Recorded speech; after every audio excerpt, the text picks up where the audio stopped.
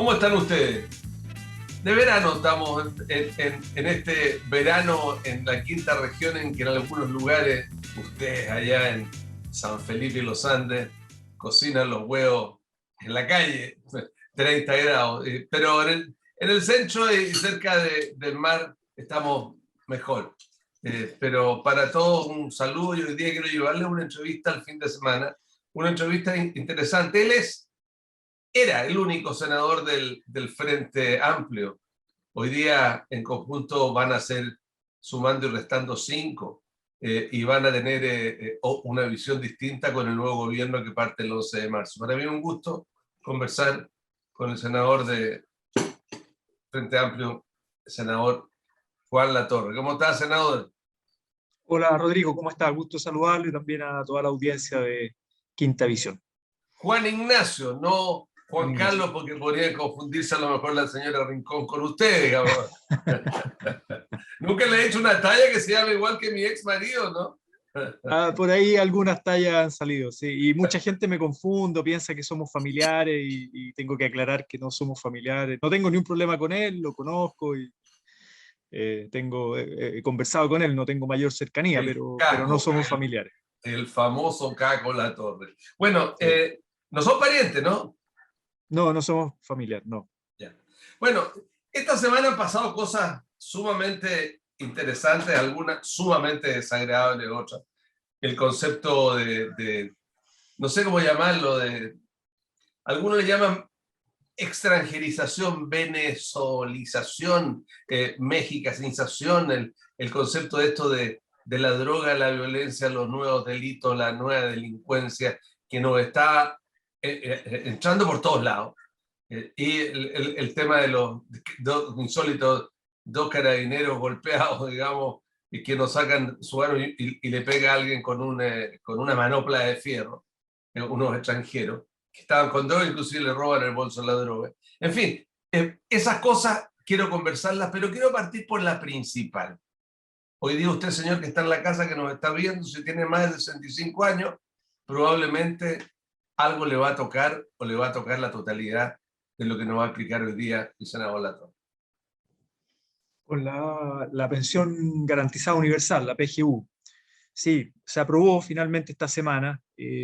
Nosotros dijimos, estamos a favor de la PGU, votamos a favor, avanza en la dirección correcta, establece un piso de seguridad social, es una pensión no contributiva, es decir, independiente de lo que tú contribuyes o cotices en tu vida laboral, por el hecho de ser ciudadano, cumplir una cierta edad, recibes una pensión no contributiva con un piso de 185.000 pesos.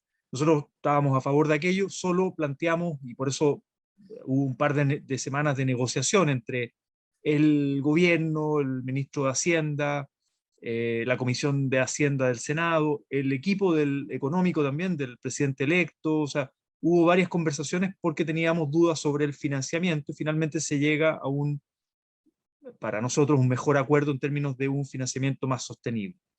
Esto es un avance en la dirección correcta. Nosotros en el programa del presidente electo Gabriel Boric planteamos ese piso en 250.000 pesos, llegar a él de manera gradual, no inmediato. ¿Y por qué? No es un monto antojadizo, sino que para un hogar de adultos mayores, de 2 adultos mayores, la línea de la pobreza, por los gastos que los adultos mayores hoy día tienen que tener, digamos, la mediana de esos gastos, apunta a 250.000 pesos. Entonces nosotros creemos que este monto todavía es insuficiente, pero es un avance respecto de lo que había. A los que reciben, a los de menores ingresos, aumenta poquito, aumenta como 9 lucas, digamos.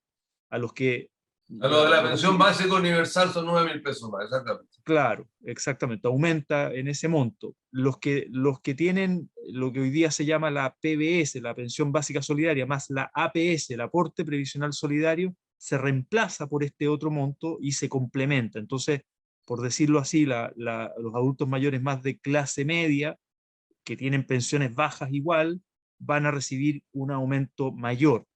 Eso tiene un elemento de regresividad, pero nosotros creemos que se puede ir corrigiendo en el camino con la reforma al sistema de pensiones que se quiere plantear. Senador, ¿y qué pasa, por ejemplo, con expliquemos eso porque es un tema bien interesante? ¿Qué pasa con el señor mayor de 65 años, o señora mayor de 65 años, que trabaja, sigue trabajando, está activo, que si no quiere jubilar, etc. ¿Cómo funciona aquello? No, no, una persona mayor de 65 años, que de hecho mucha gente tiene que seguir trabajando muchas veces por obligación, no por está activo y todo de salud, pero muchas veces porque su pensión básica o su pensión acumulada, digamos, autofinanciada en el sistema de AFP es muy baja, entonces siguen trabajando y es un complemento a sus ingresos, no, no se condiciona según si tiene un trabajo o no. El corte está en que la pensión, las personas, digamos, del 10% de mayores ingresos, con un corte en una pensión de cerca de 1 millón de pesos, claro, no reciben este aporte Sí, no pero, por contributivo ejemplo, el solidario que del está Estado. trabajando y que tiene un sueldo, le va a llegar esa plata. Sí, le va a llegar esa plata si es que su pensión es baja, No, digamos, es más baja del... o sea, pues, si no está pensionado.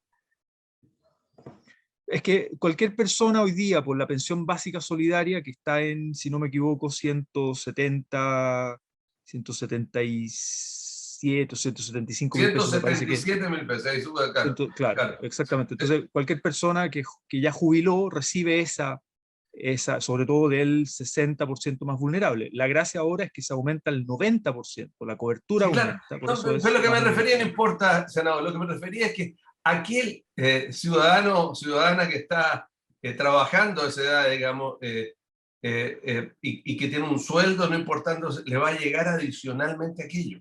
Adicional, Exactamente, si no sea, le va a llegar adicionalmente si no sea jubilado, digamos. No exactamente, importando cuánto exactamente. vaya a ser su jubilación, uno le va a llegar. Yo creo que eso es un tema. Ahora, es absolutamente insólito ver la unanimidad. Esto no se había visto hace muchos años en Chile. Sí, y nosotros le planteamos, esto se lo planteamos hace 2 años atrás al presidente Piñera, cuando nosotros veíamos que la reforma al sistema de pensiones que se aprobó en la Cámara de Diputados con los votos de un sector de la actual oposición, de la democracia cristiana, básicamente, con la negociación que hizo Fuad Chaín en su momento, esto antes del estallido social, pasó al Senado y nosotros en el Senado decíamos, mire, toda la oposición, no hay piso para la reforma global que planteó el presidente Piñera, porque tenemos diferencias legítimas, no toca las FP, etcétera, ahí hay diferencias. Pero le planteamos, presidente, separe la reforma, establezca una ley corta para mejorar la pensión básica solidaria, universal, financiémosla de manera sostenible, además con un criterio de justicia tributaria. ¿En qué sentido? De exenciones tributarias que el mismo ministro Briones de Hacienda había hecho un estudio para eliminar una serie de exenciones tributarias que se habían ido acumulando en las últimas décadas, que hoy día no tienen ningún sentido y que solo benefician a los sectores de más altos ingresos. Con eso se puede financiar una pensión básica solidaria. Y eso va a tener, si es que no la unanimidad, una gran transversalidad de apoyo y lo sacamos rápido. Y el presidente Piñera se demoró muchísimo en tomar esa decisión y lo hace al final de su periodo, y nosotros lo sacamos rápido, pero hicimos la negociación respecto del financiamiento, porque en el financiamiento nos querían pasar una pequeña trampita que era comerse una holgura del presupuesto aprobado del 2022, con lo cual generaba un desequilibrio fiscal al próximo gobierno, el presidente Boric, y nosotros decíamos, mire, hay maneras alternativas de financiar esto vía exenciones tributarias. Y esa negociación se acordó, yo valoro la disposición que finalmente tuvo el ministro de Hacienda, el ministro Cerda, y llegamos a ese acuerdo y finalmente se aprobó de manera unánime. Quedó fuera, y esto hay que decirlo, quedó fuera, hicimos un punto con sobre todo los senadores socialistas, yo también, respecto de las personas víctimas de violencia política, exonerados, personas con Valech, Rettig, etcétera, que hoy día son sobrevivientes, muchos ya han fallecido, que tienen pensiones de miseria, y había una posibilidad de incluir, no en una pensión de reparación, sino que generar una pensión, digamos, con esta pensión universal también para ello, y el gobierno no accedió, y por tanto eso quedó pendiente. Es un universo más chiquitito de gente y quedó como desafío ya para el próximo gobierno y tendremos que asumirlo nosotros. Ahora, si impuestos se trata de déficit, naturalmente que los dichos del nuevo gobierno y el nuevo gabinete, salvo lo que he dicho antes, el futuro ministro de Hacienda, son de desequilibrio absoluto. O sea, si vamos a pensar en que hay que financiar y pagar lo que se le debe a los profesores, el CAE, y una serie de otros, indudablemente que económicamente la cosa, ustedes son bastante arriesgados en términos de cómo van a enfrentar el gobierno. Pero dejémoslo más ratito, dejémoslo para el final, Bueno, porque toquemos bueno, el nuevo gabinete, porque no puedo dejar, porque usted alguna mano tiene que haber tenido que hayan dos personas de Valparaíso, ahí me llama la atención. Juan Carlos García era un señor muy tranquilo en el Ministerio de Obras Públicas acá. Nadie se imaginaría que un arquitecto se iba a ir de ministro y de acá, digamos, lo cual es bastante interesante. ¿Cómo se dio eso y cómo se dio el gabinete en relación a usted? Y hablemos del gabinete. sí, no, a ver, yo creo que en el gobierno del presidente Gabriel Boric hay una dinámica que es distinta que tal vez tenían otros gobiernos en democracia, tanto de centro izquierda como de centro derecha, en que los senadores ponían gente y llegaba y había toda una maquinaria, digamos, para poner gente. Yo creo que hoy día hay una dinámica algo distinta. ¿En qué sentido? Se levantaron propuestas desde los partidos, obviamente uno como autoridad electa hace sus sugerencias también desde los partidos, pero finalmente se le dio toda la libertad y la confianza y la autonomía al presidente electo para conformar un gabinete con criterio paritario y que Pero no se, superó. no se me baje el caballo. Reconozca que usted tuvo que usted lo propuso, porque eso era re difícil que llegaran a sus nombres a Santiago si tampoco ellos, los nombres de Valparaíso no eran nombres de grandes personas, ni siquiera en sectores políticos. No, pero a ver, concretamente, en el caso de Juan Carlos García, él es militante del Partido Liberal. El Partido Liberal propuso su lista de gente y quedó seleccionado Juan Carlos García. Hubo conversaciones, preguntas. Juan Carlos, recordemos, participó en la primaria a gobernador regional con Rodrigo Mundaca, cuando todavía el Partido Liberal era parte del Frente Amplio. Después ellos se salieron del Frente Amplio, hicieron un acuerdo electoral con la Concertación, el nuevo Pacto Social. Usted le dio el visto bueno. Pero quiero Después aclarar le preguntaron, pero no me diga decir que no le han preguntado, digamos.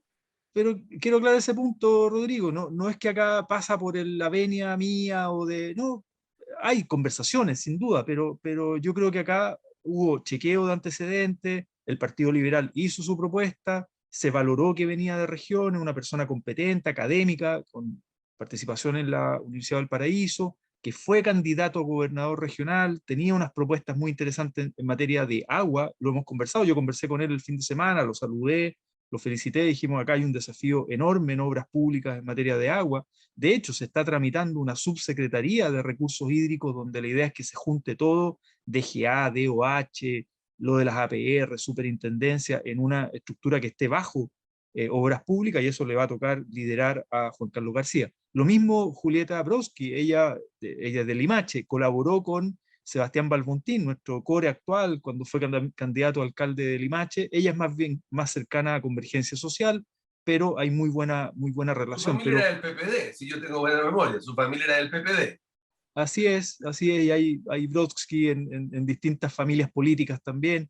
Pero en el fondo yo quiero despejar eso. Acá no hay una cosa de que el senador ¿Qué? tanto, queremos eliminar esa o superar lo más posible esa lógica de los caudillos. A mí sí me tocó porque yo coordinaba el área de relaciones internacionales durante la campaña y antes de la primera vuelta conversamos con el presidente electo Gabriel Boric y en el caso de ganar, yo hice algunas sugerencias, algunas propuestas de mujeres, dije, de mujeres para Cancillería, y que están ahí, y bueno, la ministra fue una de las sugerencias que yo hice, pero fue conversado en el sentido que finalmente la decisión final es del presidente electo, digamos. Ahí estoy muy contento que esté Antonio Rejola ahí por sus méritos, tremenda candidata, su rol en la CIDH, el rol en derechos humanos con Venezuela, con Nicaragua, tremenda carta para nosotros, un honor tenerla en el gabinete, ¿no? Y ahí me tocó hacer una humilde sugerencia, lo mismo con otras mujeres que puede que estén en la subsecretaría, eso todavía no está zanjado, Pero insisto, Rodrigo, acá estamos tratando de superar esta lógica de los caudillos que ponen gente, que instalan gente, que Por eso a mí ejemplo, no me gusta, a mí no me pero por gusta, de verdad. ejemplo, entre las cosas que siempre se han dicho a los ministerios, no solo a la derecha, sino que en general, que la mayoría de la gente viene de ciertas universidades o de ciertos colegios, si bien eso al parecer fue, fue superado, pero resulta que la gran mayoría del gabinete son de colegios particulares pagados y buenos colegios. Hay mezcla, hay algunos de particulares pagados, otros de subvencionados y otros de la educación pública, Sí, ministro de eso siempre Hacienda, algunos sí. por lo demás, educación pública, y de universidades, que eso se le criticó mucho a Piñera, que eran todos de la Católica, todos de ingenieros comerciales, más o menos, y acá universidades, hay muchos de la Universidad de Chile, otros de universidades regionales. Yo creo que hay una diversidad muy interesante, y independientes también, hay un fuerte componente de independientes, Y y mujeres, gente y mujeres, tremenda, y cambio generacional, porque hay gente joven, pero también experiencia, tenemos a Carlos Montes, Mario Marcel, gente con gran sí, experiencia también en el Estado. hay algunos viejitos como yo, digamos, de antiguos, del pasado, pero Esa hablemos de los mezcla está buena. jóvenes y de las mujeres, porque la directora de deporte, la persona que sacaron el ministro de deporte, han aparecido y muchos le han dado la importancia a aquello de unas cartas de despedida de algunas personas que se habían retirado, inclusive la jefa de comunicaciones, ex jefa de comunicaciones de la candidata Beatriz Sánchez, a propósito del trabajo anterior que tenía en Londres 38, ex centro de tortura que se transformó en una casa monumento, que ella lo dirigía ahí. Usted, digamos, le han preguntado y, no ha entrado en ese. Yo que lo quiero preguntar directamente. ¿Van a hacer caso a estas cosas? Porque todo el mundo, nadie puede no tener un techo de vidrio, haber hecho un improperio, digamos, es decir, pero tampoco se puede pedir que vamos a tener a la Virgen María, digamos, y a San José, digamos, ministro. Pero ¿cuál es su visión y cuál es su respuesta a aquello? En el caso concreto de ella, no hay una denuncia formal, si bien había una queja, se levantó de parte de una persona una queja real, pero también salieron muchos otros colaboradores de Londres 38 del mundo de derechos humanos que trabajaron con la nueva ministra de Deporte, en el sentido de decir, mira, acá no hay ninguna denuncia formal, no tenemos esa misma impresión, acá pueden haber habido conflictos interpersonales, pero le bajaron el perfil completamente. Entonces, nosotros hicimos, digo nosotros, todo el equipo de La Moneda Chica, y se contrató incluso a una consultora externa de buen nivel para hacer un chequeo muy exhaustivo de los currículum, de las trayectorias de vida, de los posibles conflictos de interés, además de que cumplan la ley mínima de temas judiciales pendientes, con contraloría o qué sé yo, pensión de alimentos, violencia intrafamiliar, distintas cosas de ese tipo.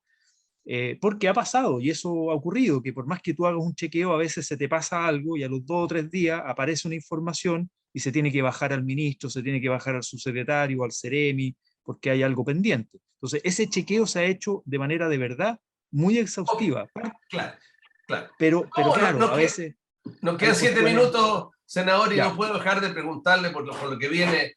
No la subsecretaría, digamos, porque realmente a nosotros en la región nos interesa la región. No interesa la región. Y nos interesa quién va a ser el delegado presidencial, si el delegado presidencial va a ser Chegoya, con todo respeto, no sabe enojar, el goma que tenía Mundaca, el asesor de Mundaca, estamos hablando en lenguaje joven, digamos, si va a ser él o no, digamos, si va a tener algún, cuál va a ser el grado de realidad, cuál es la realidad de la región, cómo se va a ver este tema en la región. Ya, paso a paso. A ver, primero el Gabinete Nacional, ministros, subsecretarios, esto se va a nombrar ahora en estos días las subsecretarías. Después vienen los gabinetes regionales, lo mismo, los partidos levantan cartas, levantan listas, levantan gente, y el mundo independiente también postula. Y los nuevos ministros y los nuevos subsecretarios también van a participar de esa designación. No es que la designación va a venir únicamente de Santiago, va a ser en conversación con las regiones, va a ser en conversación con las autoridades regionales. En este caso, los gobernadores van a tener una opinión y una incidencia. Perdón, Los el gobernadores mundo no van a independiente, nombrar. ¿cómo postula? Dice, el mundo independiente postula, que eso no ¿cómo postula? A ver, hablo del caso Revolución Democrática, que es mi partido. Mi partido abrió un espacio de postulación para militantes y para independientes. Obviamente independientes, no la persona de la esquina que no conocemos, sino que independientes con los que, no, que hay cierta simpatía con el proyecto, que hay conocimiento, que hay trabajadores, hay académicos, hay profesionales, hay gente de las ONG, del mundo de la sociedad civil, que la conocemos, pero que no son militantes, que adhieren al proyecto y dicen, mira, quiero colaborar. Y Adherente, por tanto, adherente. presenta su currículum. ¿Cómo? Adherentes no militantes, entonces. Claro, que no son militantes, pero que colaboraron en la campaña, que colaboraron en el programa, que adhieren, que hay conocimiento y red. Entonces esa gente puede postular a través de los partidos, digamos, ¿no? ¿Qué podemos Y creo esperar en que la región de los nuevos nombramientos? yo creo que es un criterio similar a lo que se ha dado a nivel nacional. Va a haber fuerza, presencia de los partidos políticos, cierto equilibrio en los partidos políticos, de apruebo dignidad, y me atrevería a decir también de los otros partidos que hoy día están en el gabinete, colaborando con el gobierno, y independientes. Criterio paritario y un criterio importante. No voy a adelantar nombres, no, porque falta todavía ese paso, falta mucho. No voy a quemar nombres tampoco por los medios de comunicación, pero sí un criterio. Queremos un gobierno que colabore con la descentralización y los gobernadores regionales. En el caso de la región de Valparaíso, Rodrigo Mundaca es el gobernador, pero en todos los gobernadores de distintos signos van a tener un gobierno que va a colaborar en una lógica, yo diría, de reciprocidad, de colaboración horizontal, no de subordinación de uno al otro, digamos, ¿no? Sino que de colaboración horizontal. ¿Por qué? Hay un compromiso de enviar un proyecto de ley en el primer año de gobierno de modificar la ley que hoy día regula la presencia del delegado presidencial. Ese cargo nosotros queremos, si es que se aprueba en el Congreso, ir eliminándolo gradualmente. Y eso implica una conversación de transición, ¿no? Además de lo que diga la nueva Constitución respecto a cómo va a profundizar la descentralización en el país. Entonces, digo ese criterio porque van a haber conversaciones, los subsecretarios, los ministros, con los gobernadores regionales, con los partidos regionales, para incluir un gabinete paritario, con independientes y que colabore con el y los gobernadores regionales. Ok, hay tres temas. Uno, el tema económico que no sé si lo podemos dejar para otro programa sobre ya cuando esté funcionando el gobierno, de las medidas que se tienen, el costo económico. Los temas principales hoy día son la seguridad y la violencia en nuestra zona y lo que ve la gente en otras regiones, principalmente en la Araucanía. ¿Cómo ve usted aquello? Porque tampoco puede ser de que el alcalde, la alcaldesa Viña con el intendente, con el gobernador, con el intendente, así con el delegado regional, como se llama, se echa responsabilidad, culpa, pero el problema está. ¿Qué se hace con un problema que está? ¿Qué van a hacer ustedes con un problema que está en ambos casos? Sin duda, la seguridad, y fue uno de los temas que se abordó sobre todo con más fuerza de cara a la segunda vuelta, se incorporaron ideas. La seguridad es un problema complejísimo, ¿no? Que no hay recetas fáciles, y por eso estas frases grandilocuentes que dijo Piñera en su momento, acá se le acabó la fiesta a los delincuentes, va a terminar la delincuencia, al final tenemos un La gobierno, puerta giratoria, la puerta giratoria. la puerta giratoria, ha aumentado la violencia, ha aumentado la delincuencia, ha aumentado el poder del narco, el control de las armas en manos civiles, asesinatos a personas, balaceras, ¿Podemos todo eso ha concordar aumentado los dos? ¿Podemos concordar en los dos el que aquí le gobierno, falta en este autoridad? gobierno. ¿Podemos concordar? Olvidémonos de este gobierno o el que viene. El gobierno chileno le falta autoridad sobre este tema y hay que tener autoridad. Yo diría autoridad, yo diría inteligencia, yo diría profesionalismo en la persecución de los delitos, yo diría no perder tiempo en tonteras, me refiero a tonteras, a medidas que se han tomado anteriormente que son de populismo penal, por ejemplo, el control preventivo de identidad, que exige que Carabineros esté pidiendo controles, carnet de identidad a diestra y siniestra, que no sirve para nada, en vez de tener inteligencia y decir dónde están los focos de conflicto, las armas, de dónde vienen las armas, la inscripción de esas armas, cómo hacemos la trazabilidad, o sea, perseguir en serio a las bandas criminales que tienen poder de fuego, que tienen dinero, que hacen negocios, Ok, que especulan. O sea, ahí hay un tema. En vez de decir, oye, persigamos al último eslabón más débil que pierdes correcto. tiempo, No energía, nos queda tiempo. ir al centro. No nos queda tiempo y queda una cosa cortita. Frente a eso, hay una señal que no se entiende. Si hace falta autoridad, ¿cómo es posible que el Parlamento dé una holgura de 60 días que ocurrieron todo lo que pasó en estos 60 días del estallido social? Está libre, amnistiado, libre de polvo y paja en una cantidad de delitos. ¿Cómo cree usted que la gente lo ve?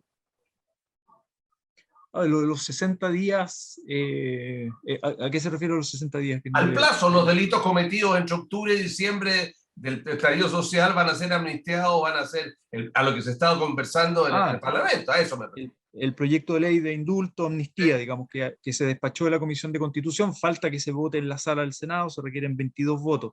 Yo diría son materias distintas. Yo no mezclaría temas de delincuencia, narcotráfico, homicidio a personas gravísimos con desórdenes públicos ocurridos en el contexto del estallido social, en una crisis profunda donde las amnistías y los indultos se han aplicado en Chile y en otras partes del mundo para ir cerrando capítulos, sobre todo con los presos de la revuelta que han pasado en algunos casos. Me ha tocado ir a ver un caso concreto en la cárcel de Limache, 2 años en prisión preventiva un trabajador de la construcción que salió absuelto al final y nadie le pide disculpas si quiere, porque estaba acusado una persona más con discapacidad auditiva. Entonces, ha habido abuso acá de la prisión preventiva con sesgo de clase, con persecución político-penal a manifestantes en el contexto del estallido social. Ahora, el catálogo de delitos se acotó y también se incluyó reparación a las pymes. Nosotros creemos que hay que reparar a las pymes que fueron afectadas en el contexto del estallido social, pero son